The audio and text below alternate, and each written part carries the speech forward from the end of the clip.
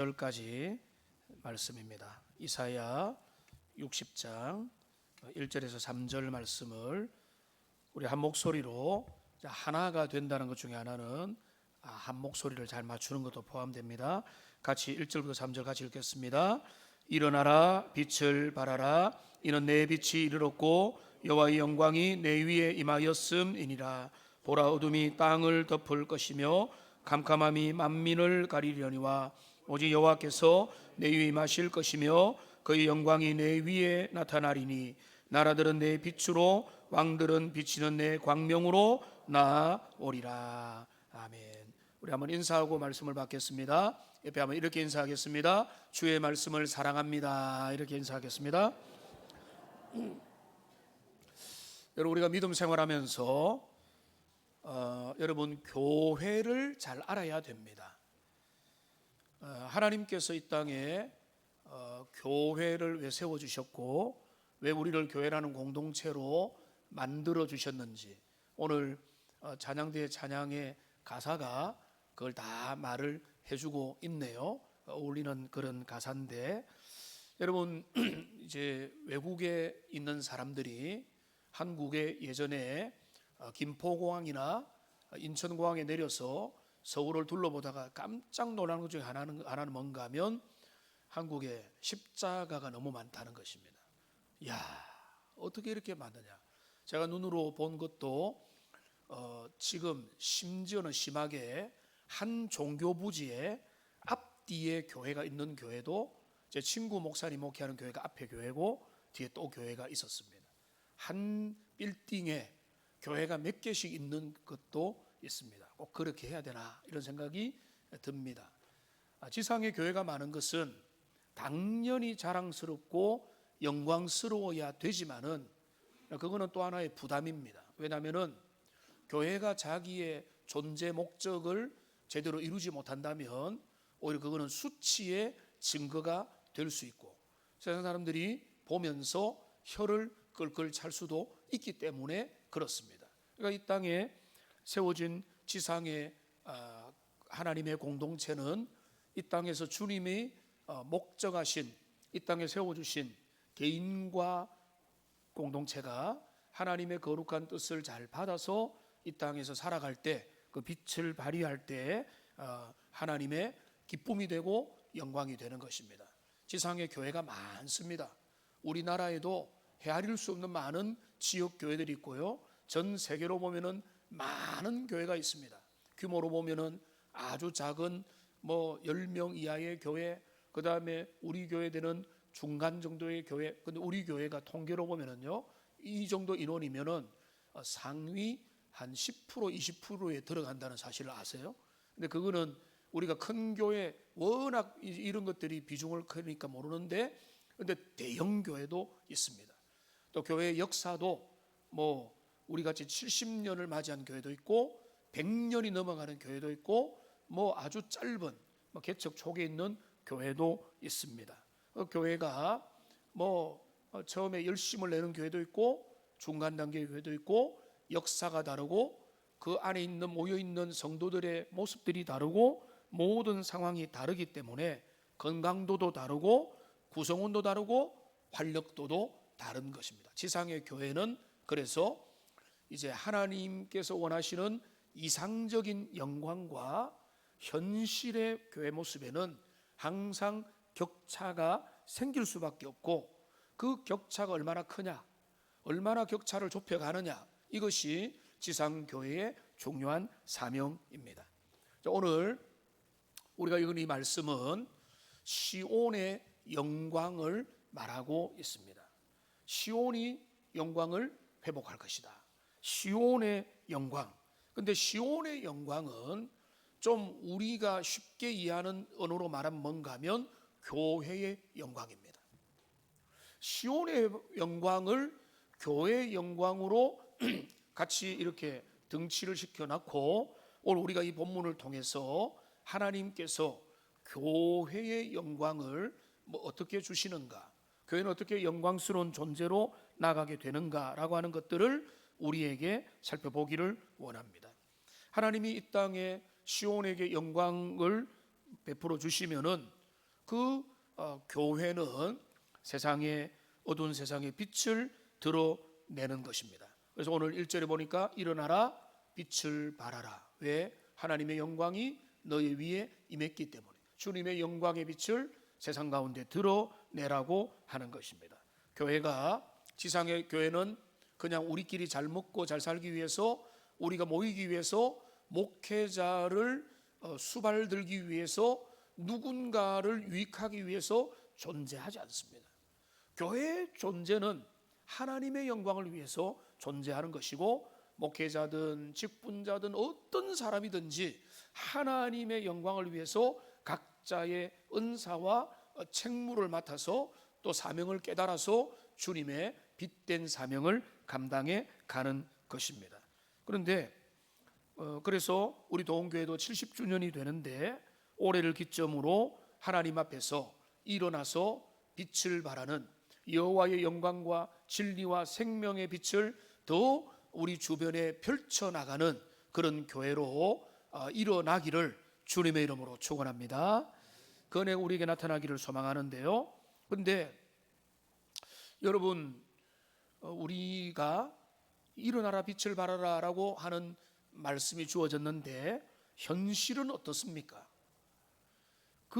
여기 이사야서를 통해 주어진 현실은요, 여기가 뭔가 하면 이스라엘은 질이 멸렬하고 있습니다.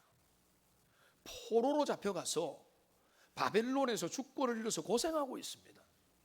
그들은 모이지 못하고 있고 그들은 하나님의 영광이 어디 갔는지 찾기도 어려운 상황 속에 놓여 있고, 그리고 지나가는 사람들, 예수님을 안 믿는 사람들이 지나가면서 혀를 껄껄 차면서 하는 말이 저 사람들은 하나님 믿는 사람들이었지 않느냐, 그들은 하나님이 끌어내서 구원시킨 사람인데 저들의 모습을 봐라, 얼마나 비참하고 얼마나 그들이 능력 없고 힘 없고 지금 빌빌거리고 있느냐라고 말을 하는 그런 형편에 이스라엘이 놓여 있다는 것입니다. 그런데 이 예언의 말씀이 주어지는 상황을 우리가 알아야 됩니다.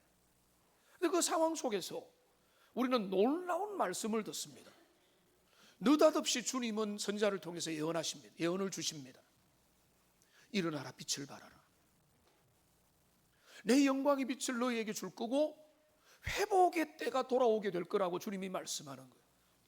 우리가 잘 나가고 우리가 권세 있고 우리가 힘이 있고 능력이 있으니까 너희는 실력이 있으니까 잘 될 거야, 이야기가 아니에요. 이 본문의 말씀 뭔가 하면 너희는 실패했고 너희는 비참하며 너희는 불순종으로 인해서 바닥을 빡빡 끼고 있지만은 그러나 내가 너희에게 회복을 명한다.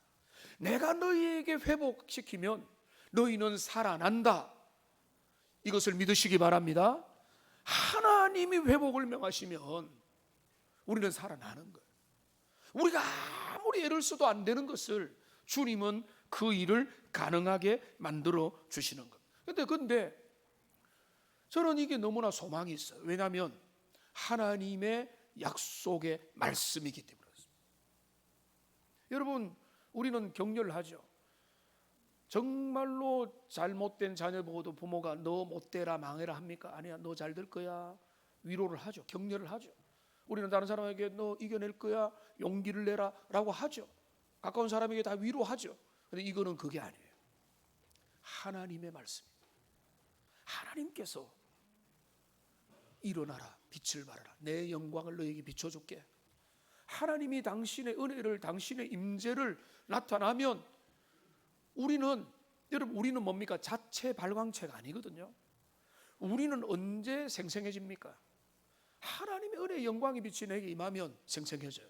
반대로 주님의 영광의 빛이 내게 없으면, 희미해지면 우리는 초라해지고 위축되고 겁을 먹고 두려워하고 그렇게 되는 거예요. 어쩔 수 없는 겁니다. 근데 교회와 개인이, 성도가 하나님 앞에 일어나 빛을 발하는 길은 뭔가 하면 주님의 영광의 임재가 내 안에 가득할 때.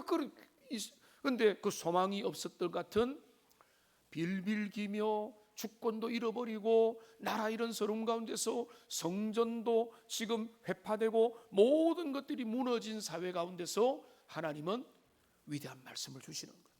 뭐라고요? 일어나라, 빛을 발하라. 나의 영광이 너에게 임하고 어두운 곳이 밝아지게 될 것이고 희망의 빛이 비치게 될 것이다. 여러분, 이런 은혜를 우리가 사모해야 되는 거예요. 하나님의 은혜와 영광의 빛이 내게 임하면, 내 자녀에게 임하면은, 교회에게 임하면은 그 위대한 은혜의 회복의 역사가 나타나게 되는데, 그 주님의 빛이 임하면 우리가 어떤 일이 날까요? 제가 몇 번 말씀드렸죠. 태양이 우리에게 비치면 태양은 우리에게 비타민 D를 합성시킵니다. 그런데 그 이상의 보이지 않는 많은 좋은 것들이 있습니다. 그러니까 태양은 너무나 좋은 혜택들이 있는데 여호와의 영광의 빛이 우리에게 임하면 어떤 일이 날까? 적어도 오늘 본문을 보면 세 가지가 있어요. 첫째는 뭔가 하면 빛을 비추게 하신다는 거예요. 어떤 빛입니까? 여호와의 영광을 아는 빛이 우리들 가운데 비치게 되는 것입니다. 그 영광의 빛이 나에게 비치고 성도들에게 비치고 그 공동체에게 비치고 그 은혜의 영광의 빛이 우리에게 나타나게 되는 것입니다. 여호와의 영광은 빛으로 나타나요. 어두운 마음 가운데 힘이 없고 우울하고 지금 패배의식에 젖어 있고 남들이 볼 때는 문제 없는데도 혼자의 문제 가운데 사느냐 죽느냐 고민하는 인생 가운데 여호와의 은혜의 빛이 들어가면은요, 그 모든 내면들이 소생되는, 그러니까 여호와의 영광은 빛으로 어두움을 물리치는 빛으로 다가오고, 빛으로 다가오면 여러분, 빛은 뭘 합니까? 사람들의 호기심을 불러일으켜서 두 번째로 뭔가 하면 여러분 3절을 보십시오. 나라들은 내 빛으로, 왕들은 내 비치는 내 광명으로 나오리라. 믿지 않는 사람들이 그 빛을 주목해서 나오게 된다는 거예요. 주님을 몰랐던 사람들이 교회에 나타난 영광의 빛을 보고는 저게 뭐지? 우리들 주변에 그거 없는데, 교과서에 없는데, 실물 경제에는 없는데, 우리의 일터에는 없는데, 우리의 세상의 관계에서는 이런 거 없는데, 우리는 약육강식이고 팔은 안으로 굽는 거 이거밖에 없는데 저기는 이상한 빛이 나타나네. 거기에 그들이 내용을 몰라요. 내용을 모르지만은 교회에 관심을 가지고 세상이 교회로 오게 된다는 거예요. 흩어졌는 딸이 모이게 되고 불신자들이 주님 앞에 오게 되고 교회는 전도의 문이 열리고 이방 나라 사람들이 주님의 교회 안에 오게 되는 겁니다. 뭘 보기 위해서요? 그 기이하고 신비한 빛을 보기 위해서. 그러니까 복음의 전파는 내 안에 있는 생명의 빛이 가득하면은요, 그 빛을 보러 호기심을 가지고 사람들이 주목하고 그거를 따라 전도되고 복음이 열리게 되는 것입니다. 그러니까 우리가 여러분 교회가 부흥하기 원하고 전도되기 원하면 내가 성령 충만하면 돼요. 성령 충만하고 은혜 충만하면 그 빛이 비추어서 사람들이 저 사람 뭐지? 우리는 절망하고 우리는 돈이 있고 먹고 살만해도 우울하고 행복이 없어 힘든데 저 사람은 왜 이렇게 행복할까? 저 사람은 내가 사정을 뻔하게 아는데도 굴복하지 않네? 기뻐하네? 예배하네? 저 사람은 왜 저렇게 제가 지난주 말씀드린 대로 너무 쉽게 늙어가지도 않네? 저를 붙잡는 것은 뭐냐라고 하는 호기심을 가지는 것이 교회로 이끄는 전도의 매력인 거예요. 그러니까 우리가 복음의 영광의 빛이 내 안에 비치면 그 빛을 보기 위해서 세상의 이방과 열방이 주님 앞에 오게 되는, 그게 제일 아름다운 전도의 문인 겁니다. 그러니까 세상이 주목하는 교회가 되는 것입니다. 그 다음에 세 번째로 여호와의 영광이 그 사람들 가운데 임하면 어떤 일이 나는가 하면, 여기 한 장을 넘어가서 여러분 성경을 직접 펴서 61장 4절을 보십시오. 빛을, 여호와의 영광을 받은 사람은 빛이 임하게 되고 그 빛이 임하게 되면은 세상 사람들이 주님 앞에 돌아오게 되고요. 그런데 여기 또 뭔가 하면은 여호와의 영광을 받은 사람은 어떤 일을 하는가 하면 4절입니다. 그들은 오래 황폐하였던 곳을 다시 쌓을 것이며 옛부터 무너진 곳을 다시 일으킬 것이며 황폐한 성읍 곧 대대로 무너져 있던 것들을 중수할 것이며. 여러분, 이거는 다 뭡니까? 한마디로 말하면 재건입니다. 재건 사역, 다시 일으켜 세우는 사역에 열심을 낼 거라는 것입니다. 무너진 데를 보수하고 흩어진 데를 모으고 쓰러진 곳을 다시 일으켜 세우는 재건의 사역에 여호와 영광의 빛을 받은 사람은 동참하게 될 것입니다. 한번 따라합시다. 하나님의 사람은 재건 사역에 동참한다. 여러분, 처음에 사랑의 관계를 유지하는 게 쉽습니까? 무너진 사랑을 회복하는 게 쉽습니까? 첫사랑이 제일 쉬운 겁니다. 무너졌던 사랑을 회복하는 거 쉽지 않습니다.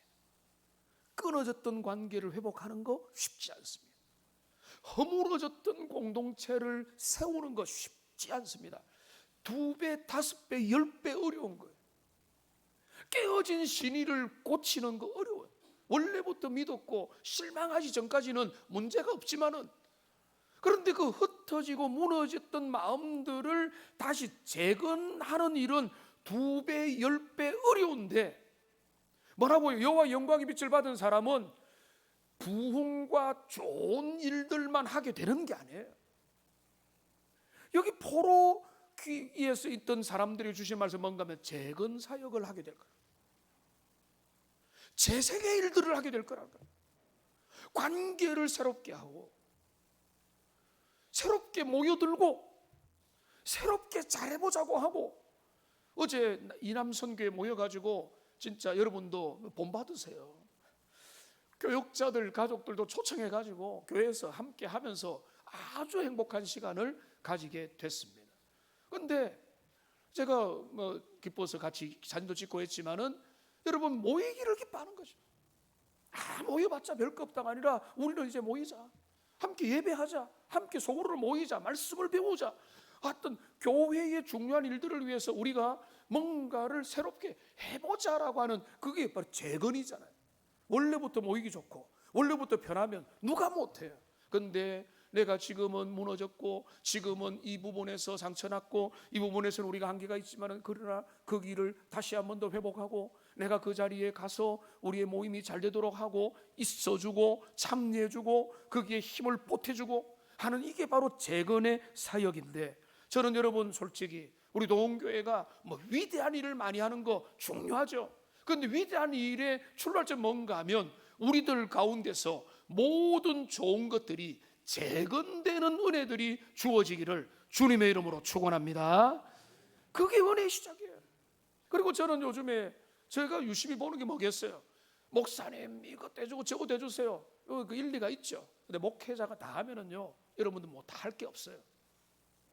목회자는 원칙적으로는 말씀을 전하고 이렇게 삽시다 하면은 여러분들 은혜 받아서 각자의 자리에서 각자의 몫으로 필요한 일들을 감당하는 게, 그게 교회입니다. 목사가 다 하고, 목사가 뭐 목수일하고 뭐 하고 다 하고 뭐 슈퍼맨이 되면은 여러분 앉아서 우리는 혜택 보내. 하나님은 그걸 원하지 않으세요. 그러니까 여러분들이 은혜 받아서 각자의 자리에서 내가 이 부분을, 내가 저 부분을 감당하리라. 제가 그런 걸 보거든요. 우리는 이거 하리라. 어제 우리 장로님들 모여가지고 또 지금 뭐 성탄 추리했던 거 다 떼고, 또 우리 뭐 미화부 모여가지고 필요한 부분들 환경 개선하고 뭐 이렇게 저렇게 하고 섬기리라. 내가 이 부분, 내가 찬양을, 오후 예배 찬양이 필요하면은 내가 아멘으로 순종하겠습니다. 그리고 5주째가 모자래가지고 어떻게 하냐 하는데 청년부 회장이 찾아왔어요. 목사님, 1년에 5주째는 우리 청년부가 하면 안 될까요? 조심스럽게 하길래, 안 되기는 뭐 안 돼, 너무 좋지 하면서 막 하라고 격려를 해줘. 그러니까 이런 거 뭐 다 시스템이 돼 있고 다 하고 다 맡겨놓으면 잘 되면 누가 못해요.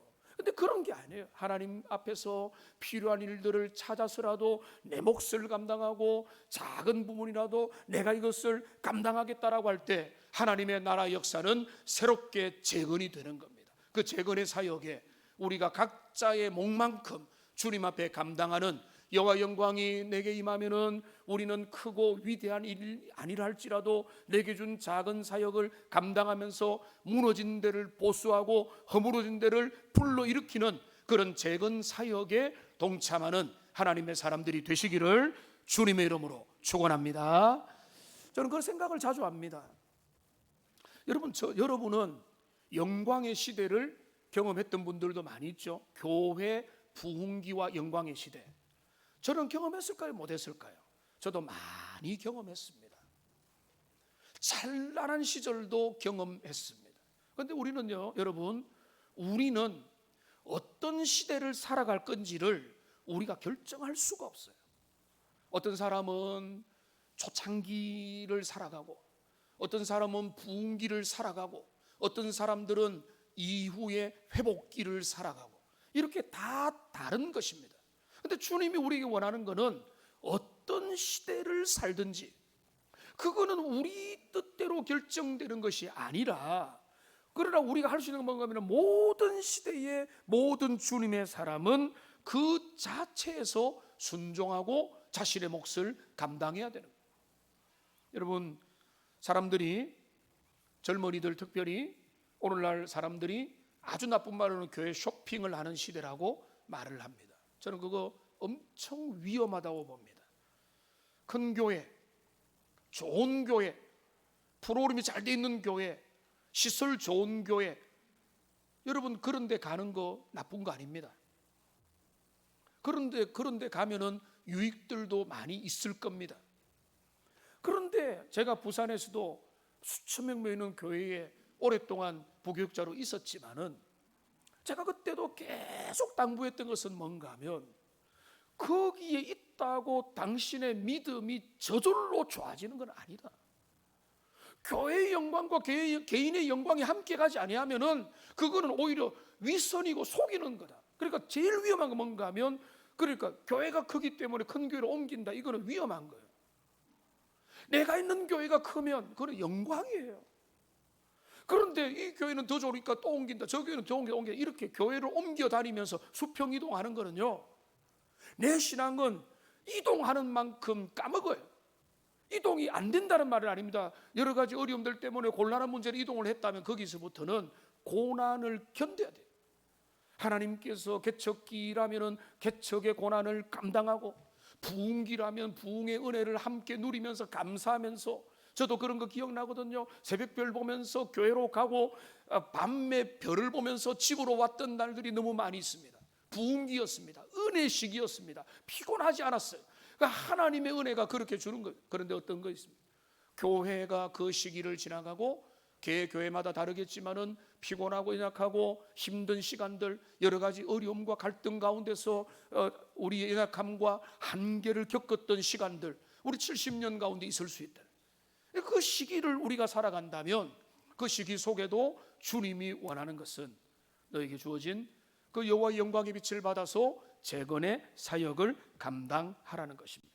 하나님께서 은혜 주시는, 그러니까 여러분들 쉽게 도망가지 말고, 쉽게 이기저기 옮기면서 쇼핑하면서 여기에서 여러분 그래서는 믿음이 자랄 수가 없어요.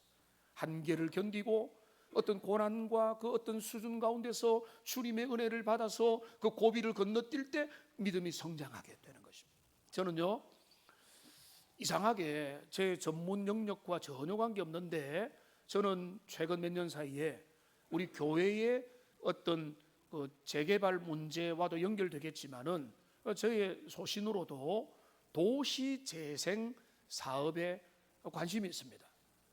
그거는 아주 매력이 있다, 이렇게 봅니다. 그래서 우리 교회 황 장로님하고도 그런 대화를 좀 나누어 본 적이 있는데, 우리 시대는 보니까 새로운 거를 자꾸 짓습니다. 그래서 저는 그게 필요하고 경제의 원리도 맞고 뭐 이런 어떤 내적인 원리가 있겠지만은, 새로운 걸 자꾸 짓는 건 좋은데 구도심을 매력적으로 바꾸는 프로젝트가 우리에게 반드시 적극적으로 시행이 돼야 되잖아요. 우리는 옛것을 너무 쉽게 놓아버려요. 잃어버려요. 놓쳐버려요. 옛것의 정치가 얼마나 좋습니까? 그런 것들을 그대로가 아니라 나름대로 세련되지만은 우리나라의 문화를 나름대로 갖추면서도 그 살만하도록 재생하는 이런 사업은 너무 멋지고, 여러분이 많이 알고 있겠지만은 우리 교회가 도시 우리 신천동 재개발 사업에 함께 서로가 사인을 했습니다. 최근에 또 플랜카드가 다시 붙었던데 이 일이 어떻게 될지, 몇 년 안에 구체화될지 우리는 잘 모르지만은 저는 사실은 주님 앞에 꿈을 꾸고 있어요.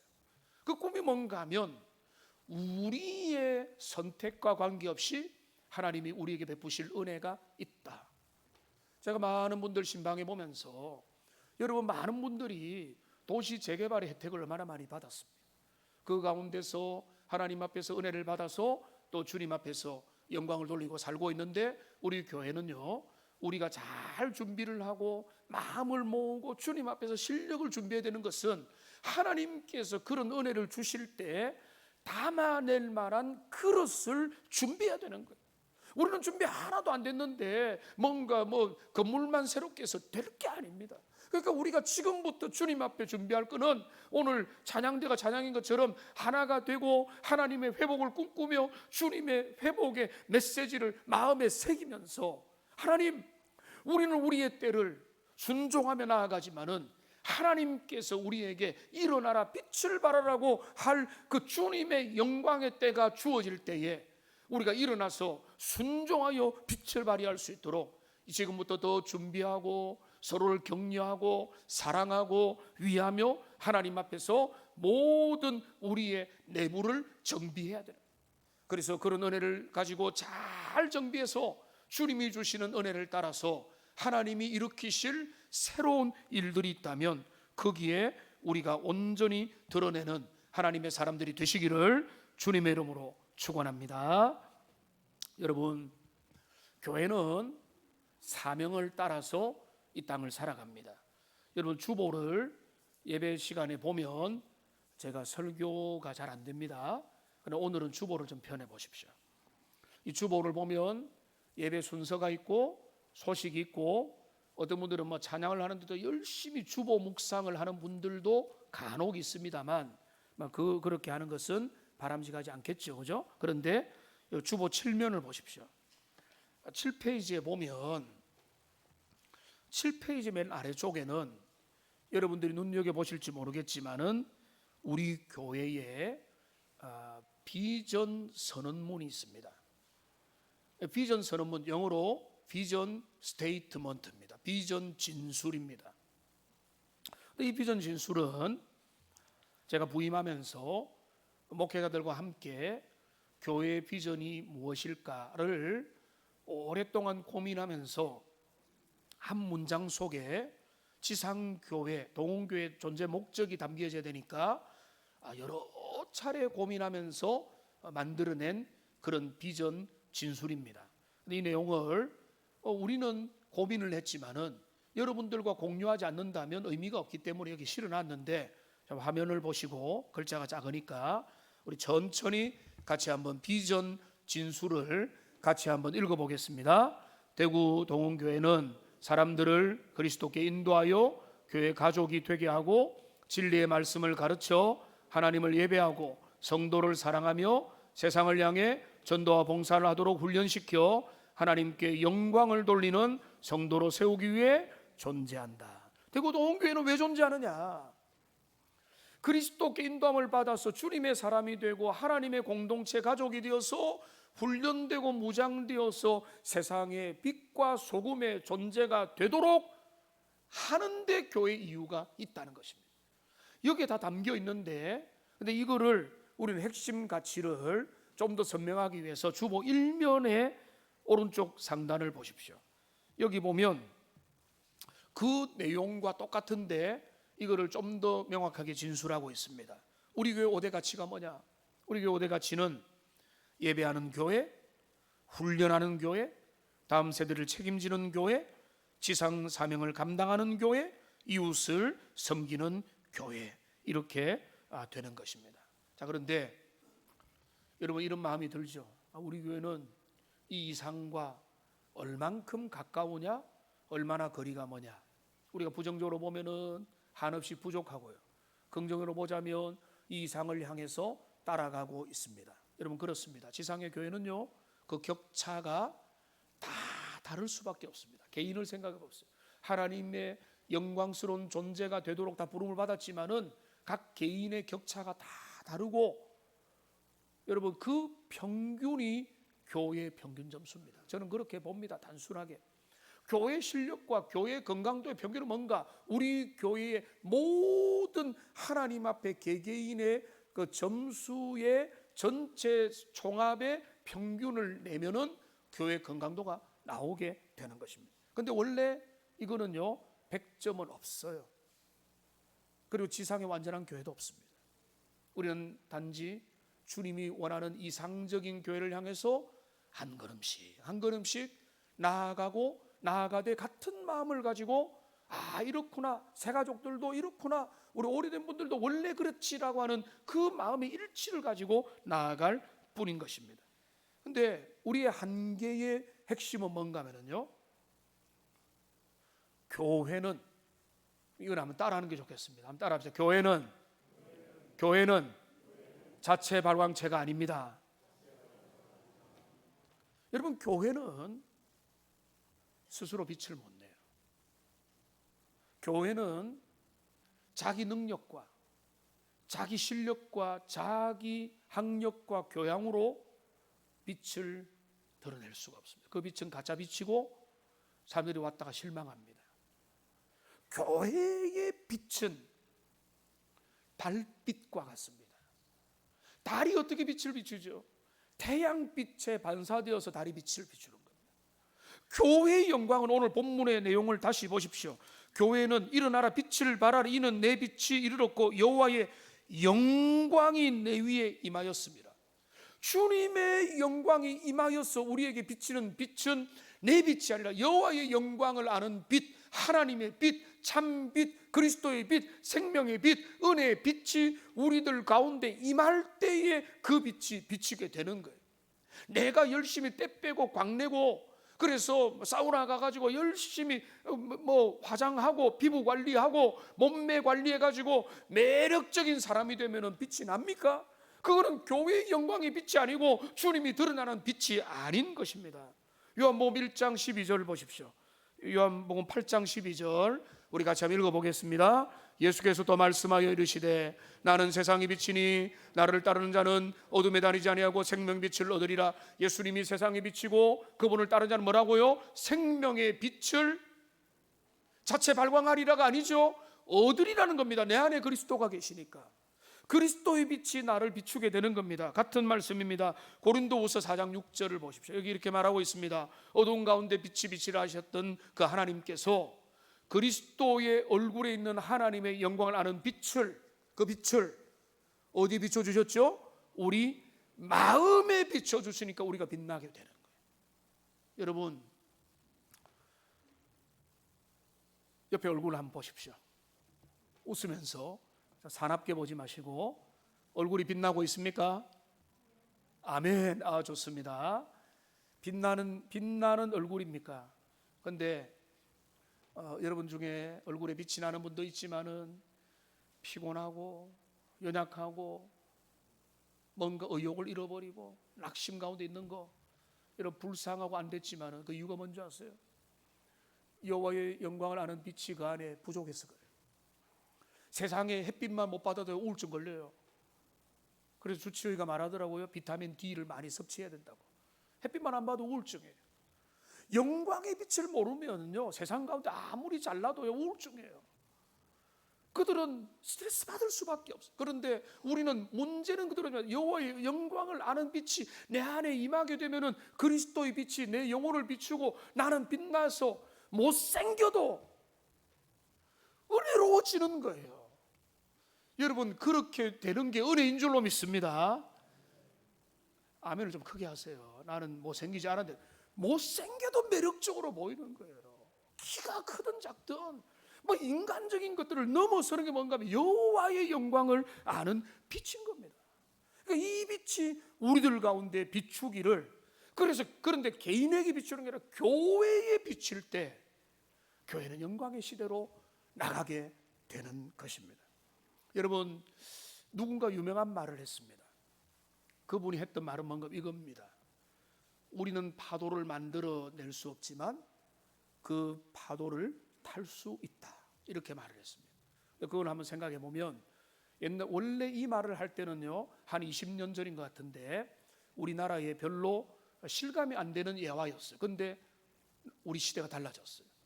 제가 이제 바닷가에 살다 보니까 부산에 갈 일이 있거나 동해 바다를 가거나 하면 우리나라에 웬만한 해변에는 요즘 뭐가 생겼는가 하면 윈드 서핑하는 사람들이 엄청 많아졌어요.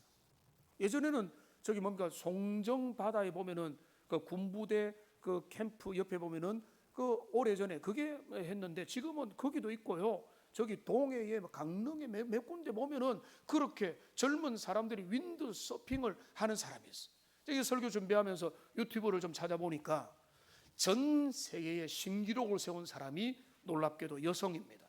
근데 이 사람이요 22m 파도의 윈드 서핑을 타는 게 영상에 있어요. 너무 이제 영상을 저는 별로 사용하기를 그렇게 많이 안 하니까 그걸 보면은 22m의 그 집채 같은 파도를 정말로 멋지게 타고, 사실은 그 신기록 세우기 전에 파도 타다가 다리가 하나 부러졌어요. 근데 다시 회복해서 트라우마 극복해서 다시 그 파도를 쫙 타는 모습을 보면 진짜 장관이고 멋있고 그렇게 한데, 우리가 그 파도를 만들 수가 없어요. 우리는 호경기를 만들 수도 없고, 우리는 첫사랑의 상태로 처음부터 다시 되돌아갈 수도 없어요. 청년들은 가능하죠. 60이 어떻게 20이 됩니까? 그거는 불가능해요. 그러니까 우리는 우리의 시대를 선택할 수 없어요. 여러분 다 호경기를 맞이하기 원하지만은 우리나라의 경기는 우리나라의 전체 경기와 세계 경기와 여러 전쟁들과 미국과 중국과 온 세계의 역학관계 속에서 어떻게 우연 비슷하게 우리가 모르는 우리의 통제의 범위를 벗어나서 경제적인 조건이 주어지는 것이고, 우리의 믿음 생활도 우리가 어떤 곳에서 믿음 생활하냐 다 당연히 은혜롭고 부흥의 시대고 모든 것이 잘 되고 모든 것 잠을 안 자도 행복한 시기에 믿음 생활 다 하고 싶죠. 저도 그렇습니다. 근데 그거는 우리가 결정할 수 있는 게 아닙니다. 이스라엘은 광야를 걸어가야 됐고 애굽의 종살이를 해야 됐고 연약의 시간을 포로된 70년을 지나야 됐고, 그들이 원하지 않았지만은 힘겨운 시간도 겪어야 됐다. 당연히 다윗과 솔로몬의 영광의 시대도 그들은 경험을 했던 것입니다. 그렇기 때문에 여러분들, 우리 도움교회 70년, 여러분들 우리는 다 좋은 걸 바라지만은 우리에게 왜 이 땅에 지상교회는 격차가 있는가? 그 격차는요, 그거는 바로 뭔가 하면 하나님이 우리에게 허용하신 삶의 자리인 것입니다. 그런데 주님 뭐라고 하십니까? 일어나라, 빛을 발하라. 하나님이 회복을 명하시면 회복되게 될 줄로 믿습니다. 안 될 것 같은 게 되고, 이상한 일들이 일어나고 좋은 징조들이 일어나고 주님께서 회복시키면 우리가 그렇게 원했지만은 안 되던 일들마저 되도록 하는 게 주님의 회복의 역사가 되는 것입니다. 제가 이제 말씀을 맺겠습니다. 성경에 기도들이 많이 나오는데요, 저는 가장 담대하고 강력한 기도는 이사야의 기도라고 봅니다. 저는 사실은 부흥과 관련된 책을 제가 신학교 다니면서부터 20권 이상을 읽었습니다. 저는 하나님의 부흥을 사모하는 사람입니다.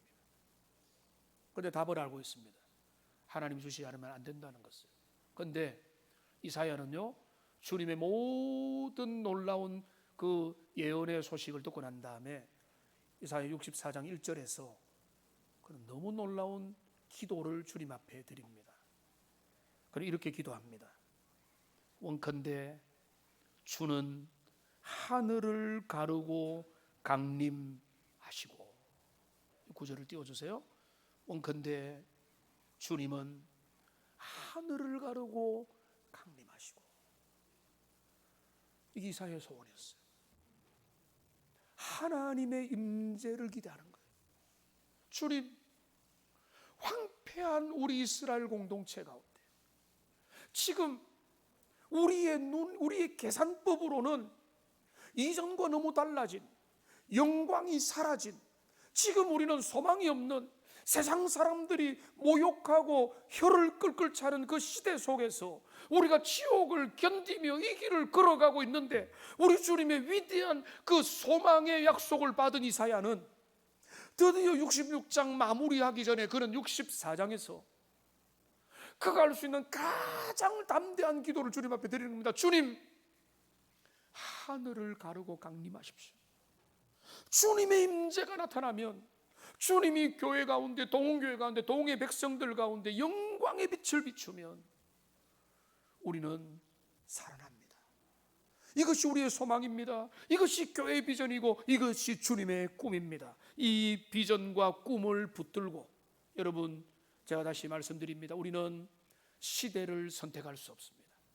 여러분, 지금의 대한민국에서 보다는 조선시대가 나았겠다, 이런 거 아무 의미 없는 말이에요.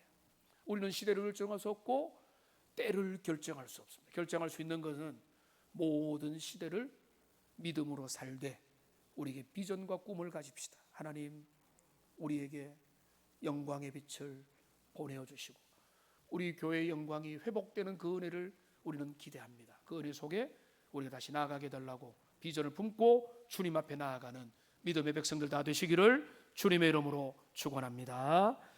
기도하겠습니다. 살아계신 하나님,